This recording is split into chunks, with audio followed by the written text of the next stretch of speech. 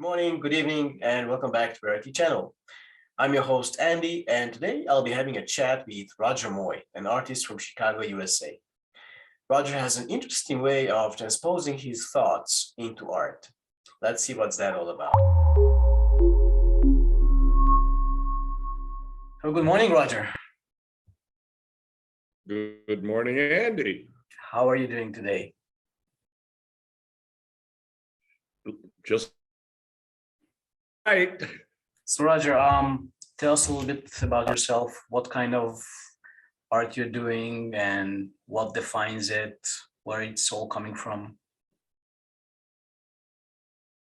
Well, currently, my art for the last at least 20, 30 years it's very simple. It's what does the stuff that I'm thinking about actually look like? Okay. And that pretty much is my motivation. It wasn't always that way. I mean, I understand my earliest artwork were floor and wall reliefs done in baby food. And that was my first encounter with art critics because they didn't care for that much. But as a kid, I don't know why. Neither my father or mother, my dad did beautiful mechanical drawings. He was an aeronautical engineer. Okay. But I don't really know what drew me to drawing, but I started doing it at a very, very early age. And this is, in the early 50s. So I was drawing horses, cowboys, and pirates. And the only reason I was drawing them was to see if I could, basically. I wasn't expressing anything. But one thing I learned in retrospect, I used to draw a lot of cowboys with horses. And sometimes the paper was too small to get the whole horse in. So there'd be a cowboy, and then there'd be a horse's ass. Okay. And it turns out that is actually kind of important for me because that's the first time I ever started exiting the plane with my images. And that is something that, I look at current work and it really started back then. Right. Okay. So when was this? 5, 6 years old? How old were you? Earlier. The other thing that I noticed, this is another thing I kind of knew it when I was young, but in retrospect, I can really see it, is the time I would spend drawing, it had this strange effect on time. Time would disappear. Mm-hmm. I thought I'd be laying on the living room floor on my stomach drawing a pirate for 10 minutes, and all of a sudden it was 2 hours later. And I can see the same effect with my daughter. That you have the same effect, what? With my daughter, she spends hours just drawing something or painting. Yeah. It's well, I think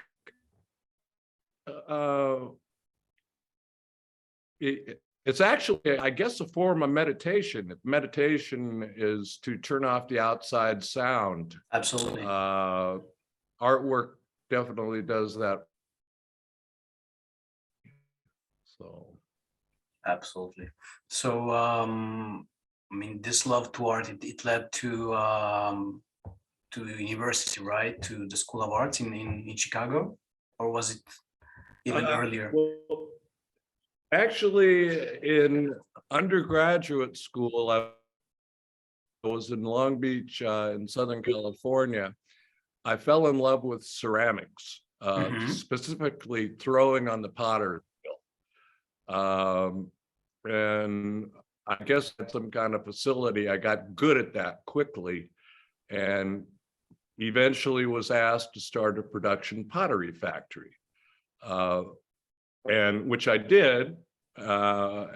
And at least about a month into that project, I could see the joy of making things getting sucked away because I was making the same pot all day long, but I was getting paid piecework. And for 1970, it was a lot of money for me, and still would. But so then my clay work started developing into sculpture, but I was always fascinated with color. Mm-hmm.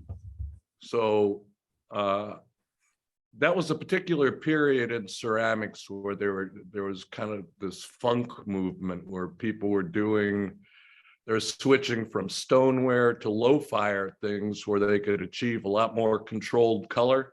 Mm-hmm. Mm-hmm. Using an airbrush, using lusters, China paints. They've been China painting forever, but they're being used in kind of a new way. So when I graduated, I spent 4 months in Europe and discovered Antonio Gaudi, and he changed the way I look at things completely. Mm-hmm. And I'd been accepted in the Art Institute of Chicago on a fluke, kind of. I was going to go to graduate school, and I had a art history professor who asked me if I had considered the Art Institute of Chicago, the School of the Art Institute. I said, no, why? And he said, it would be right up your alley. And I had no idea what he meant. So I applied, I got accepted, I came, and within 48 hours, I knew exactly what he meant. Chicago was offering me things that were absolutely perfect for me at that time in my life. So here's an example of somebody knowing you better than you know yourself. And in your early 20s, I thought I knew everything. We all did. We all did. Yeah. I mean, anybody 5 years older than me is stupid, and all of a sudden I'm learning things. And one of the big things in Chicago when I got here was the Chicago Imagists, the Harry Who people. And in graduate school, I was lucky enough to have Ed Paschke and Karl Wirsum as advisors. Really? Yes, and and they were just the advice when we'd get together. They were just more interesting conversations than anything instructive. Mm-hmm. They would look at my work and they wouldn't say it was good or bad. They might say, oh, I like this or something. But I started realizing that I didn't want my work to be so heavily influenced by people I admired. Okay. And it actually took a bout with the flu and the measles at the same time, and where I got delirious for about 2 weeks. Mm-hmm. And I had visions, and I pretty much, when I came out of it, I said, you're going to do the stuff that really you're drawn to, don't worry about what so-and-so is doing and stuff like that. Mm-hmm. As a result, my work has not been necessarily very profitable, but it's what I know how to do. Would you say that those years influenced, your art up till this moment in time? Say it again, please. I mean, would you say that those years in the university defined or influenced in some way your art throughout the years? Definitely, in terms of instead of thinking constantly about formal aspects of art, I really think, what does this stuff that's going on in my head look like? And the only way I'm going to find out is I figure out make it, and I will make it, and whatever materials are needed, I will use to make that, whether it's sculpture, whether it's painting, drawing, and recently the digital work. I was a complete Luddite 10 years ago. When people would talk about computers, I'd say, "Oh, you're not going to catch on." And now I've found that I can do the same things, and even when I paint, I will do my sketches for a painting on the computer because how easy do you find it to be, or hard? What's that? How easy or hard do you find it to be? I mean, painting in Photoshop or whatever tool you use. Oh, see, there's a trick. That's a good question. I use a program called Pixelmator. Mm-hmm. And it's kind of like Photoshop or illustration for dummies.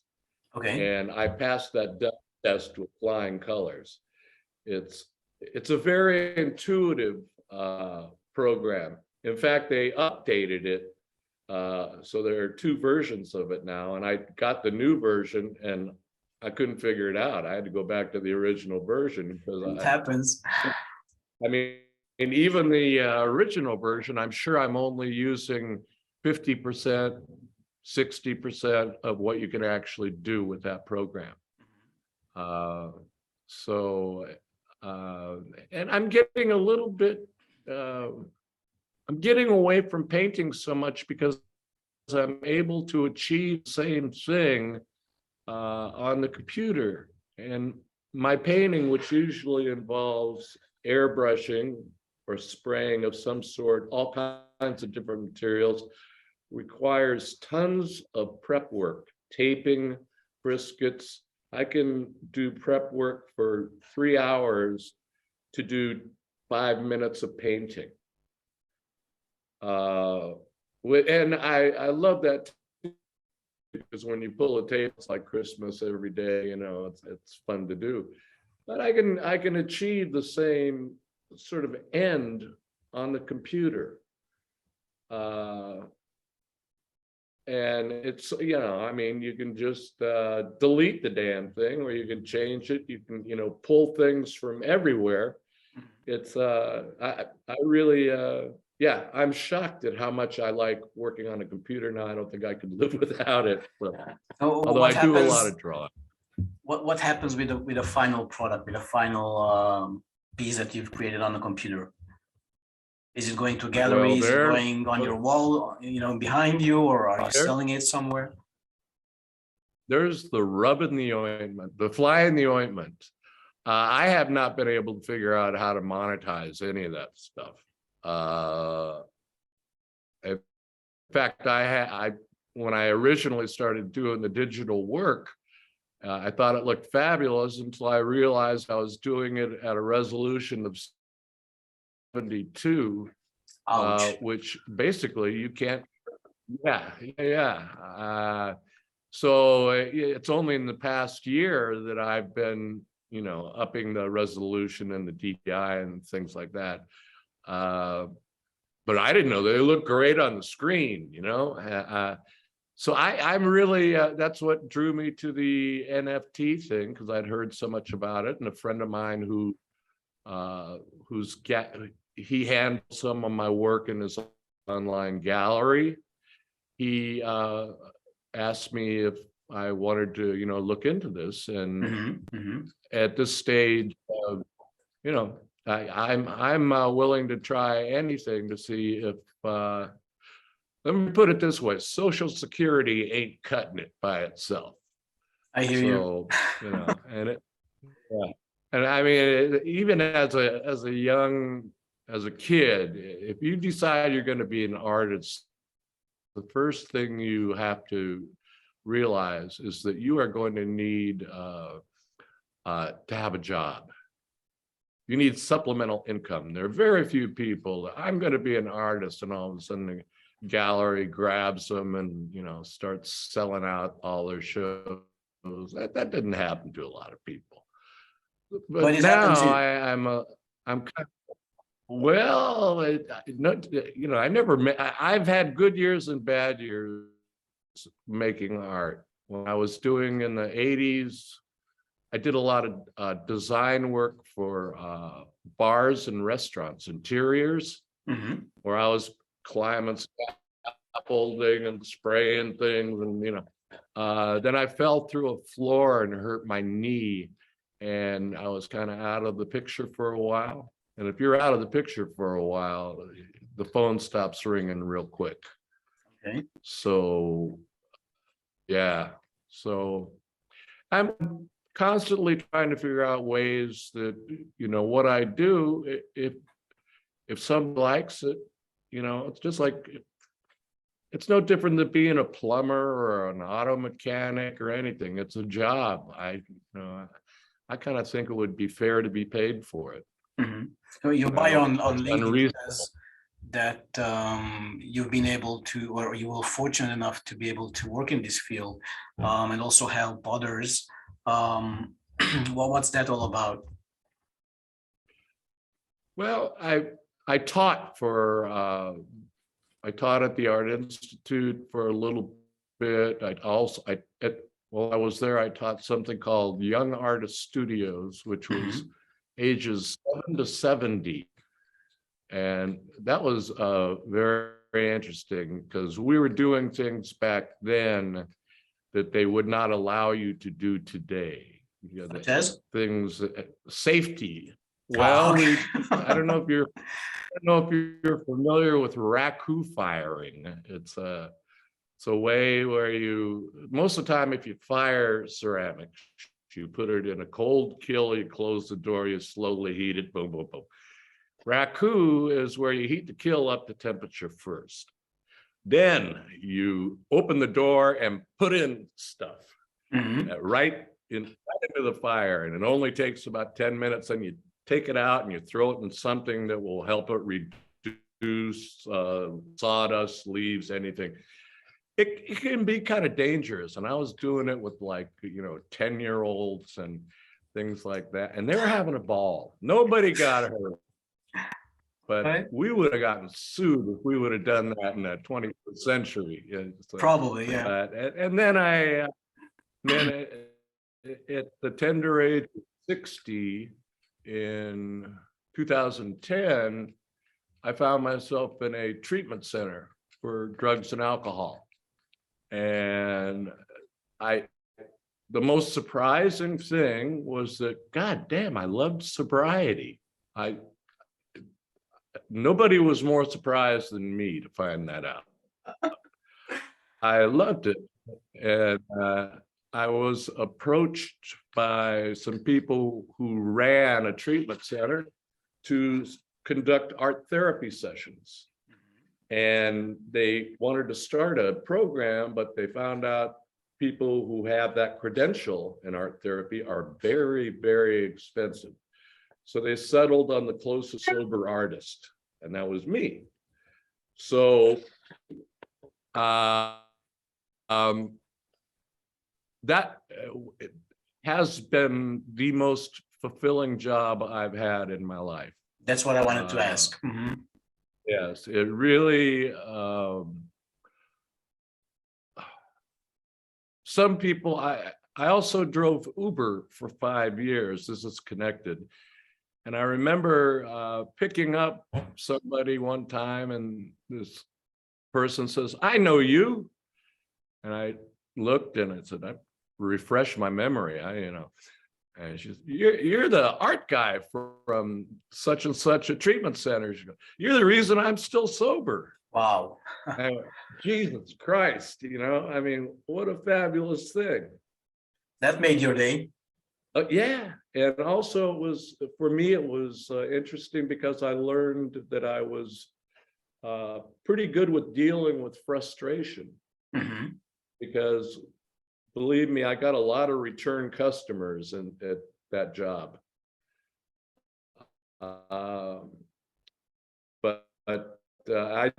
I did a book called The Art of Recovery, that is made up strictly of the drawings done by people in treatment. And I did this thing, I think, published in 2014. And still, when I look at a lot of those images, they are so strong. What these people, what they are actually going through while they're in treatment, what's going through their mind. And my favorite are the stick figures. I mean, you ask somebody, what does this look like? This thing that you can talk about all day, but what does it look like? And the only means of showing what it looks like for them are like stick figures. And some of those stick figure drawings are so strong, so emotional, because they're using what they got. Mm-hmm. It's a beautiful thing. But I got forced retirement was a problem with that job. Okay, so you're no longer doing it. So, I'm not currently. I'm not at the place I was doing the last place, but I'm looking for some other opportunities to get back into that field. And hopefully we'll see how that goes. Got you. All right, cool. Let's talk about geezer art. I think that's how you called it, the collection on Rarity.market. So, well, it's a type of art you rarely see online in the NFT world. It's quite unique at least from my point of view. Tell us a little bit about it. Well, I've been calling myself a geezer since I think I was 60, and because I like it. And again, this is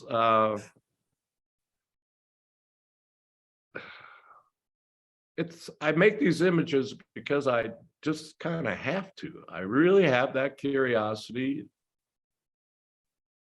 What would this look like? What would this look like if I did this? What would it look like? And then I'm also, I like to be very intuitive, have the work talk to me. I know when it's finished, when the conversation slows down. I also am a huge fan of the happy accident. Mm-hmm. I think the happy accident can lead to so many things that I hadn't thought of before, and I love that when those things just occur. You end up with something far more interesting than just left to my own devices. I don't know what else I can really say about that. Are these all recent works? Yes. What's flashing behind you is pretty recent. I've done. I have a whole bunch of stuff that's older than that, and I've done stuff since I've done these. I've got new stuff that I'm starting to get a little more picky now that with this NFT stuff. Okay. Well, give me an example. Let's talk about the rose. How did you create that? What was the process? What's going on in your head? One petal at a time. Mm-hmm. So, in other words, in any one of my works, there may be 100 layers, or more. Okay. And the imagery and the color really goes back to my Southern California upbringing. That palette is something that I remember from being there. I kind of brought that with me through my life. And the images that I use, it's like my image library are just all these things that have a meaning in my history. So I'm using like pottery shows up all over the place in my work. Okay. And whenever I do anything that is sort of nature-like, I do not make it very natural. And that has a lot to do with, I don't do well in nature. I like the smell of bus fumes, and I like concrete. All right. It's very relaxing to go, to go somewhere where it's beautiful. I've been to a lot of, the only thing I miss is the ocean. That gets me. But when I go, go to some place where there are all these beautiful trees and all this, it's beautiful for a half an hour. And then I start, looking for something, I don't know, I could probably get help for that situation, but I choose not to. Oh, that's fine. That's fine. The other scream, I was intrigued by it. What is it? Well, it would, obviously take off on the screen. And that's a combination of drawing that I did. I go to a lot of these Zoom meetings, and at the Zoom meetings, I doodle. And the doodles turn into drawings or little sections that I really liked, and I take a picture of them, and they're available in my images I can drag into one of these. Yeah. So that was pretty much all from drawings. I don't think that tongue might be a photograph. Okay. Yeah, the tongue is a photograph, but interesting. So when I'm putting these things together, it's usually all from parts of things I have done previously, or just done that morning that I think look kind of cool. And sometimes I will take one image just because I like it and try to build a narrative around it. These things aren't really narrative. There's no beginning, middle, and end. Right. But how do you know when a piece is done, it's ready? Well, like I said, when the conversation, when it quits yelling at me. Okay. All right. The work will tell me, okay, you just did this. Look over here, stupid. Look what this needs. You just, because you did this, you got to do this. And so when that conversation calms down, but by the same token, I can look at every single painting I have on the wall here and go, shit, that ain't done. All right. So I don't know. They're done in that moment, but we all grow a little bit, hopefully. And it's always, I have what's commonly known as horror vacui. I have fear of empty spaces. And so in my mind, it's always drag more in. And there are a few images that I'll eventually do the NFT with that are more stark, and they're kind of shocking for me. But all right. They're very clean and stark. Looking forward to see them. Okay. Very cool, very cool. So just last question. You've been doing this, the whole art thing for most of your life, right? So what keeps you going? What keeps you motivated and inspires you to keep on going? That's a tough question. Yeah, but it's pretty much the same answer. It really is. I want to know what I think about. I want to know what it looks like. I'm not quite sure why that is so important to me. And I'd also, it's almost everything I've done, especially in the last 10, 12 years, have been self-portraits, really. And I guess I want to let people take a little look into me. You know, here are my concerns. Oh, they seem like kind of crazy concerns. Well, maybe. If you look at them in context, maybe not.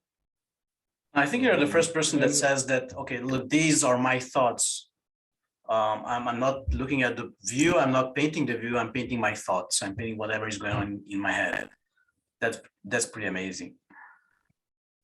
Right. Yeah, but my head is full of images. My head is full of my library of images, everything that means things along the way that means something to me. Yeah. And the beauty about, things that mean something to me can mean something completely different to someone else.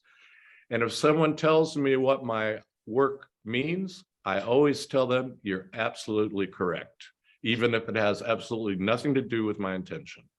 Because whatever they see, they are absolutely correct. And that's the beauty in art at the end of the day. Yeah. Yeah. I think so. Plus, that's all I know how to do. Yeah. Very cool, Roger. Really, thank you so much for this conversation. It's been great knowing you better and giving us all these insights into those paintings.